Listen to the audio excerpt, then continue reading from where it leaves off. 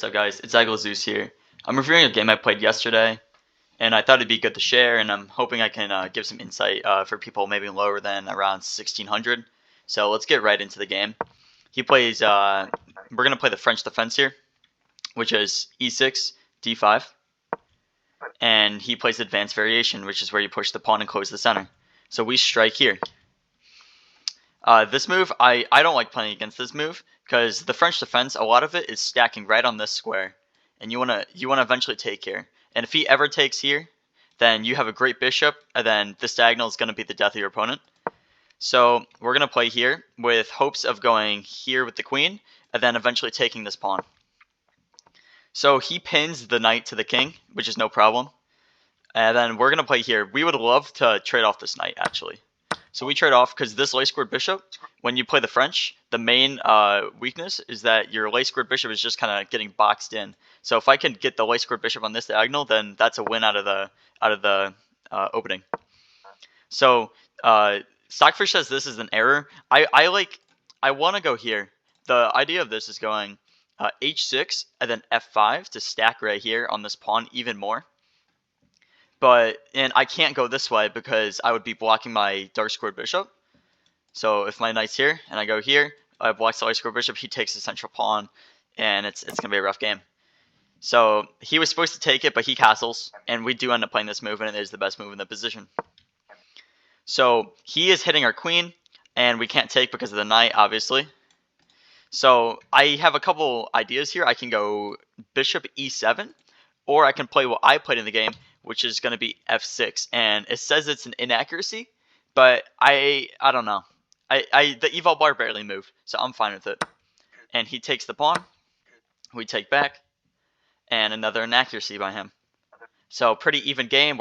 We have good fighting chances here, and we play d6. We want to get rid of his good bishop here. We can't castle because of it, because we're not castling this way into the open with our king. Our king's going to get hunted, so we'd love to castle this way. And I want to dislodge this. So he takes, and I take back. And he plays rook e1. So I blunder in this position. Not blunder. I make a bad move. I castle.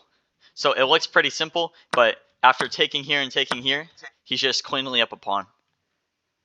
So I'm down a pawn here, so I need the move with haste, and I don't. I play a horrible move. The worst move I played in this game. I play f6.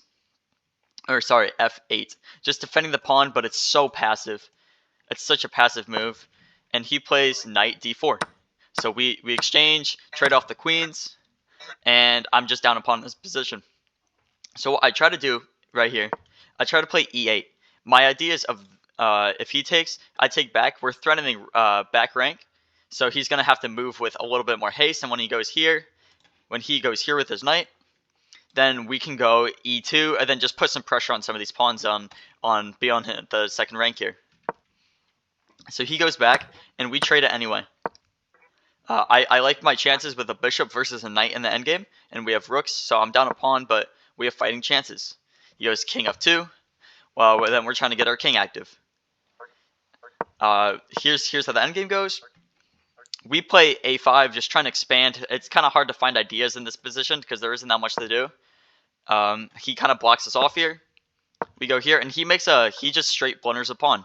I don't know what he was thinking, but we have this, and we win a pawn, and that's exactly what we do. So now it's even again. And the endgame is a little rough here. Now we have ideas of going here, and then checking the king, and then winning the pawn, which is what we love to do. And he attacks our pawn. We go here first. He moves out the way. Then we take the pawn. But what the computer wanted was pushing the pawn, and apparently pushing the pawn is fast enough, and he can't catch us in time. So he takes our pawn, and we go to b5. And this is where this is how we win the endgame. He makes some horrible errors. So we go b1. We're just trying to find as many tricks and traps in this position as possible, just trying to find ways to win the piece.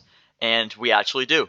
He blunders. He blunders the skewer on f1, and this is stuff you got to look out for. This is a game-losing error.